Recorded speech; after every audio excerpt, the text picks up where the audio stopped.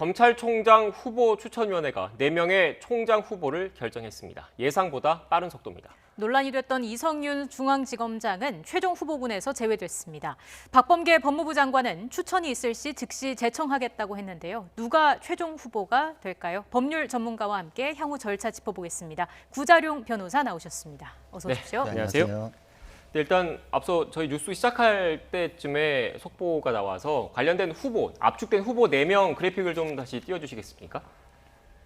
네, 일단 차기 검찰총장 후보로 검찰총장 후보 추천위가 압축한 4명의 후보입니다. 일단 김호수 전 법무부 차관, 구본선 광주고검장, 배성범 법무연수원장, 조남관 대검 차장검사, 현재 검찰총장 대행을 하고 있죠. 조남관 차장검사까지 이렇게 4명의 후보가 압축이 됐는데 일단 관심을 끌었던 이성윤 서울중앙지검장은 최종적으로 이 후보군에 들지는 못했습니다. 이유가 뭐라고 보십니까? 아무래도 피의자 신분이라는 점, 그리고 수사 심의 결과에 따라서는 나중에 기소 여부가 결정되면 사상 초유의 피고인 검찰총장의 그런 오명이 있을 수 있고, 이게 또 헌정사상 유례가 없는 일이기 때문에 그건 아무래도 국정 운영이나 검찰의 내부 조직에 대한 그런 여러 가지의 문제점이 따를 수 있기 때문에 그런 것들을 고려한 것으로 보입니다. 네. 그런 부분에 있어서 추천위의 고심이 깊었을 것 같고요. 일단 검찰총장 후보 추천 절차에 대해서 한 번만 다시 짚어주시죠. 네, 법무부에 그 추천위원회를 구성하게 되어 있고 이것은 9명으로 구성됩니다. 법에 따라서 어떤 직책에 있는 5명의 위원을 당연위원으로 하고요. 그리고 네. 4명은 법무부 장관이 비당연위원으로 지명을 할 수 있습니다.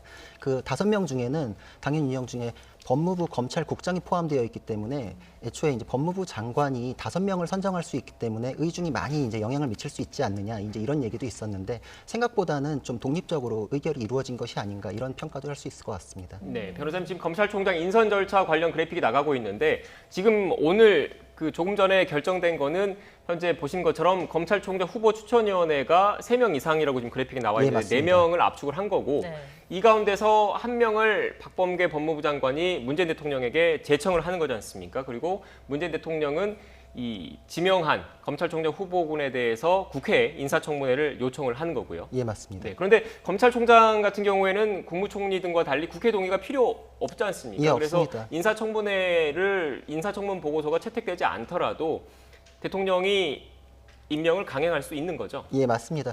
임명이 충분히 가능하기 때문에 사실 오늘 후보제에 대해서 더 관심이 많았던 것인데 좀 조직 안정성 측면에서 더 이렇게 중점을 뒀던 게 아닌가. 그래서 지금 인사청문회 내용도 좀 이렇게 잡음 없이 생각보다는 무난하게 진행될 것으로 예상이 됩니다. 네, 지금 조직 안정성 말씀을 하셨는데 앞서 저희가 이 결과가 나오기 전에 검찰총장 후보 추천위원회 등 그런 인터뷰가 좀 있었습니다. 그런데 내용을 좀 들어보면 이 조직 안정이냐 아니면 검찰 개혁이냐 조금 그 결이 좀 다른 목소리가 좀 나왔는데 관련 녹취가 준비돼 있으면 한번 띄워주시겠습니까?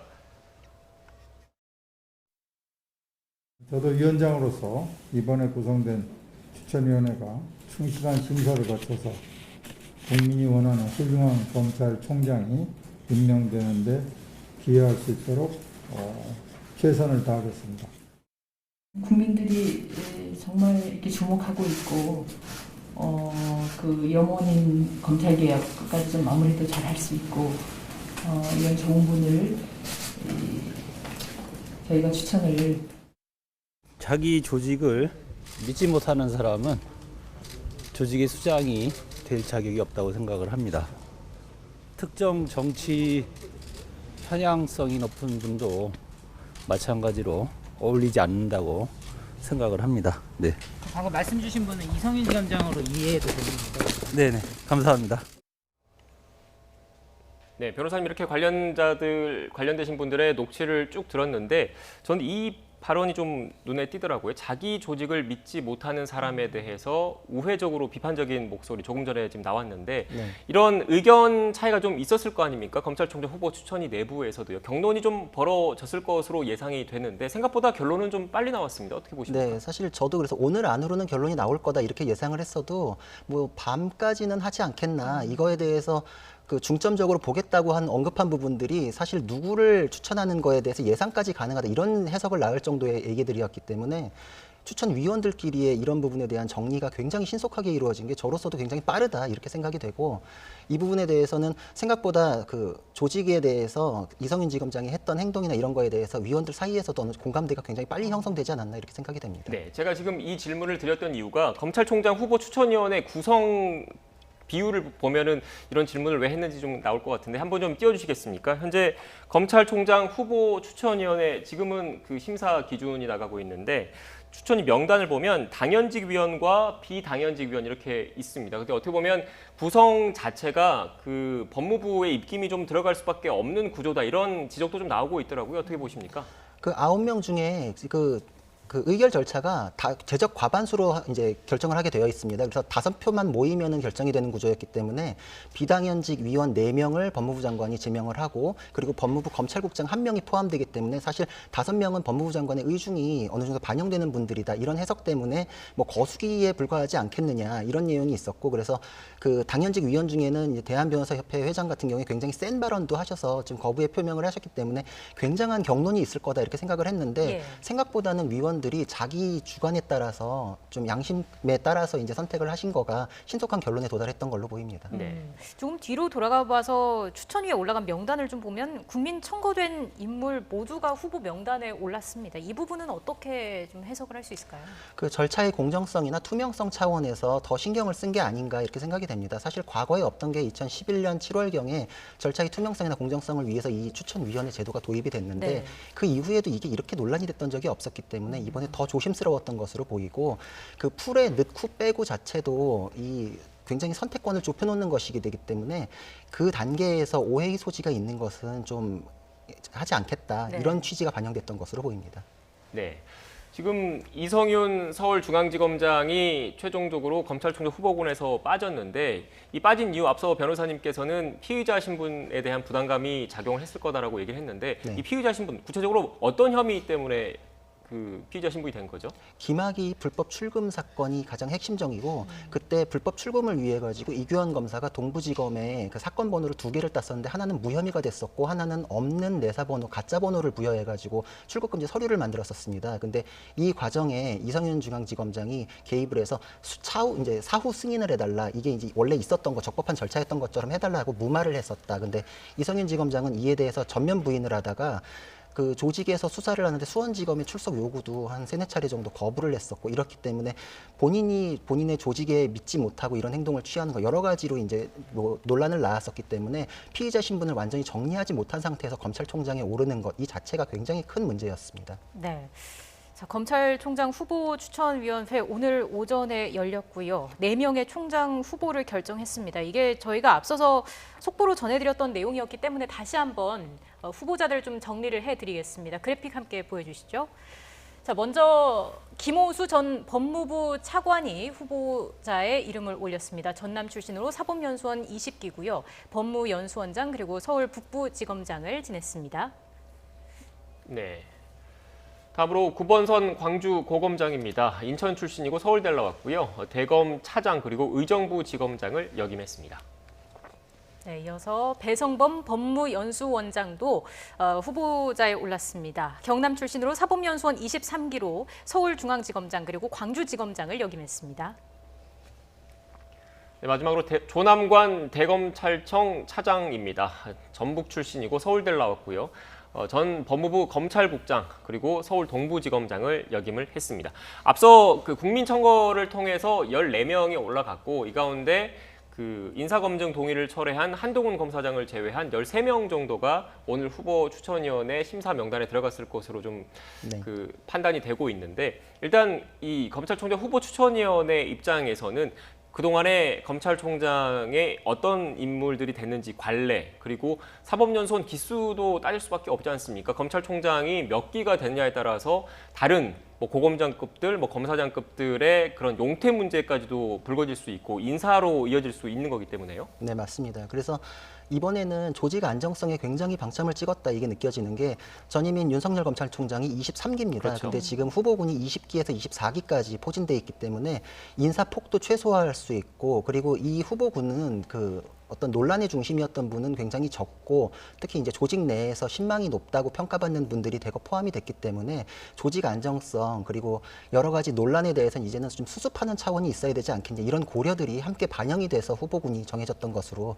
그런 부분이 굉장히 이제 중요하게 다루어졌던 것으로 이렇게 생각이 됩니다. 네, 지금 구 변호사님의 평가를 종합하면 이성윤 서울중앙지검장이 최종 후보군에서 배제된 거는 어떻게 보면 논란을 최소화하겠다, 논란을 불식시키겠다는 측면이 하나가 있고 지금 또 후보군에 올라와 있던 분들이 그동안 역임했던 직책 그리고 사법연수원 기수를 놓고 봤을 때 이런 인사 후폭풍을 최소화하면서 조직 안정에 좀 힘을 실어보겠다 이런 게 좀 복합적으로 작용을 한 것이다 이렇게 봐야겠습니까? 예, 맞습니다. 그리고 사실 법적인 그 검찰 내부의 문제뿐만 아니라 정치적인 걸 생각을 안 할 수가 없는데 여태까지 검찰 인사를 건드렸을 때마다 좀 그 국정 지지에 대한 것들이 많이 좀 흔들렸던 면도 있습니다. 이게 새로운 논란을 더 발생시키는 거가 여러 차원에서 검찰 내부의 문제뿐 아니라 국정 운영에 있어서도 좀 부담이 있을 수 있다 이런 것들이 고려된 것으로 보입니다. 네.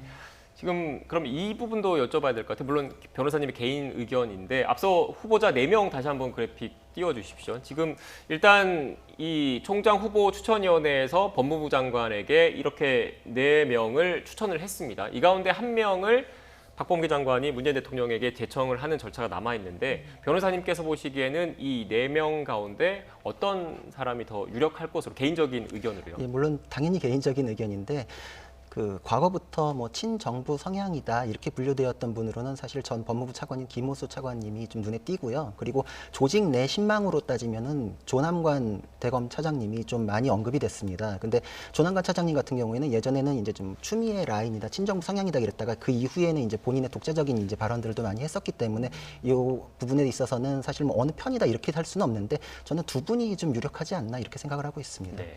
지금 조남관 대행, 그러니까 조남관 검찰총장 대행 지금 화면에 나가고 있는데 이게 그 앞서 말씀하셨던 것처럼 추미애 전 장관과 어떻게 보면 입장을 같이 하는 듯한 모습을 보였는데 윤석열 전 총장 징계 국면에서부터 사실상 좀 돌아섰다 이런 평가가 나오고 있는 것 같습니까? 네, 맞습니다. 그래서 사실 뭐 외부에서 평가하기에 따라서는 뭐 어느 쪽이다, 뭐 어느 쪽으로서 뭐 갑자기 돌아섰다 이렇게 평가하지만 그분이야 다시 자기 이제 직무에 대한 이제 충실도, 양심에 따라서 행동을 하면서 사안별로 판단을 했을 것이기 때문에 네. 그거에 대해서 뭐 호사가 드는 말일 뿐이고 제가 보기에는 그 지금 후보 내부는 굉장히 그래도 합리적으로 선정이 됐다 이렇게 보기 때문에 가능성으로 따졌을 때 두 분이 뭐 그렇지 지금 뭐 성향이나 이런 걸 가지고서 뭐 더 이렇게 뭐 한 분을 딱 이렇게 얘기하기는 좀 어려운 것 같습니다. 네. 그리고 오늘 또 후보 추천위원회 관련해서 그 또 일각에서 제기되는 뭐 분석 이런 것도 좀 추가로 좀 질문을 좀 드릴게요. 이성윤 서울중앙지검장이 검찰총장 후보군에서는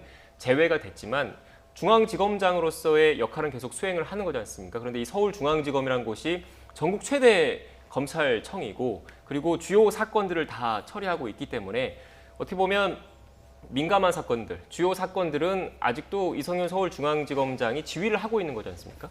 맞습니다. 그래서 사실 그 후보군에 들지 못할 거다라는 관측도 많았고 저도 이제 그 가능성을 생각했던 부분이 이제 검찰총장으로 했을 때 아까 말씀드렸던 이제 헌정사상 유례가 없는 그런 이제 후폭풍이 커질 수 있는데 반면 실익이 없고 중앙지검장으로 유임이 돼서 그 중요 사건들을 관리하고 있는 게 오히려 더 실익이 있다고 판단했을 가능성이 있지 않겠나 이런 분석으로 의하면은 지금도 뭐 이성윤 지검장이 맡고 있는 역할이 굉장히 중요하기 때문에 수사심의 진행 결과도 굉장히 관심을 모으는 대목이 될 수밖에 없습니다. 네. 자, 4명의 후보로 압축이 됐고요. 최종 후보 제청까지는 얼마나 걸릴까요? 제가 보기에는 그렇게 시간이 오래 걸릴 것 같지 않습니다. 예. 박범계 장관께서도 뭐 신속하게 하겠다라고 네. 했고 지금 시간을 끌 이유가 없습니다. 이게 지금 시간이 오래 가면서 오히려 논란이 계속됐기 때문에 이성윤 지검장에 대한 부분이 정리됐다 그래도 이게 총장의 공석 상태를 장기화하는 것 자체가 좋지가 않다. 이런 생각들이 있을 것으로 보이기 때문에 정말 빠르면 뭐 내일도 제청할 수 있지 않겠나 이렇게 예상이 됩니다. 네. 이 검찰총장 후보 관련해서 추가적으로 마지막으로 질문 하나 더 드릴게요. 일단 이성윤 서울중앙지검장이 후보군에서 제외가 됐지만 수사심의위원회 그리고 관련된 그 검찰 수사가 지금 수원지검 등에서 진행이 되고 있지 않습니까? 이건 앞으로 어떻게 될 것으로 보십니까?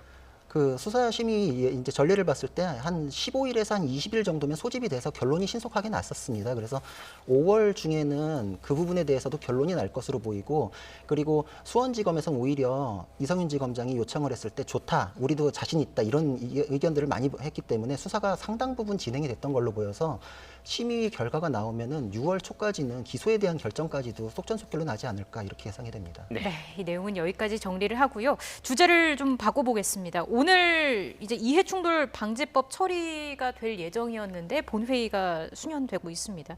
꽤 오랫동안 잠들어 있던 법안이었는데 어떤 내용인지 설명을 좀 해주시죠.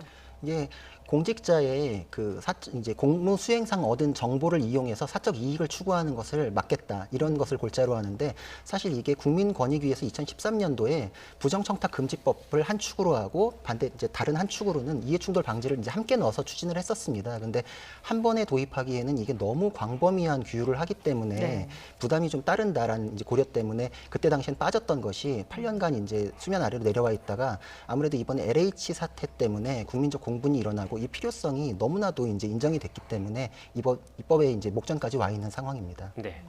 지금 변호사님께서 앞서 이 이해충돌 방지법이 예전에 부패방지법이 통과될 때 함께 담기지 못했던 이유를 설명해 주셨지 않습니까? 적용 대상이 많아지면 효율성이 떨어질 수 있다는 이런 우려 때문에. 그런데 이번에 통과되고 나서도 이런 우려가 계속되고 있는 건 사실이거든요. 여기는 어떻게 대안이 있겠습니까? 근데 뭐 어차피 모든 법은 정해지고 나면은 거기서 끝나는 게 아니라 개정 보완 입법이 추가적으로 계속 이루어질 수밖에 없습니다. 그래서 뭐 항상 악마는 디테일에 있다고, 이거는 큰 틀만 정해놓고서 되는 것이 아니라 각 조직마다 이거를 구현할 수 있는 인력과 예산을 배정을 하는 것까지 쭉 따라가야 하는 문제고, 필요성이 인정돼서 도입된 마당이라면 추가 보완 입법에 대해서도 당연히 이제 도입이 돼야 되는 것이기 때문에, 이거는 뭐 큰 틀에서 결정된 부분에 대해서는 이제 현실화되는 것은 세부적인 문제고, 이거에 대해서는 뭐 과거에 했던 그런 우려는 불식시킬 수 있는 그런 이제 운용이 될 수 있다고 생각이 됩니다. 네, 법이 통과가 되더라도 실제 적용하기 위한 어떤 체계도 또 마련이 돼야 한다라는 말씀으로 들리고요.